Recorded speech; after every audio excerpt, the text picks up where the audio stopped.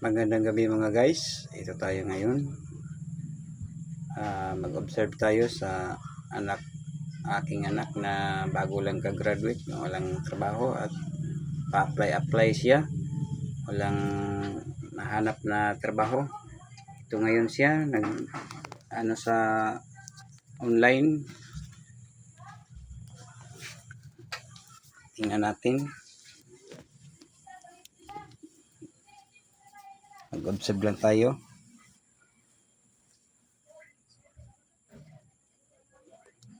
Walang mahanap na trabaho. Dito siya sa online.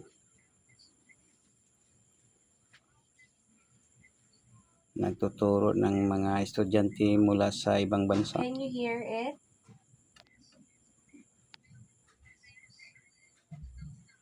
No sound? Okay.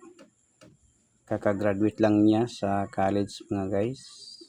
Okay, so Ito siya ngayon. we're just going to proceed to our topic. Okay. Kabataan doon sa ibang bansa. So, can you see this again?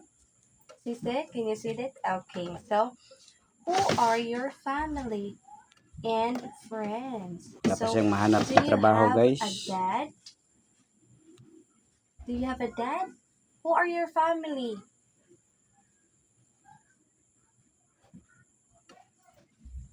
Who are your family? Dad? Your daddy? Your mom? Your mommy?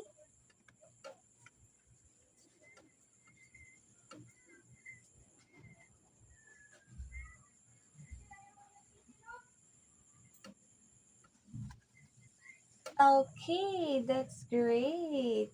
So, you have so many family. Is that big or small? Okay, can Yan you po guys. sing? Mababa lang ang sahod niyan.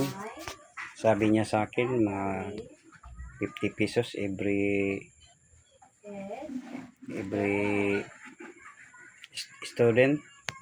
So pinagtiyagaan niya lang kasi wala siyang mahanap na trabaho. So hindi naman daw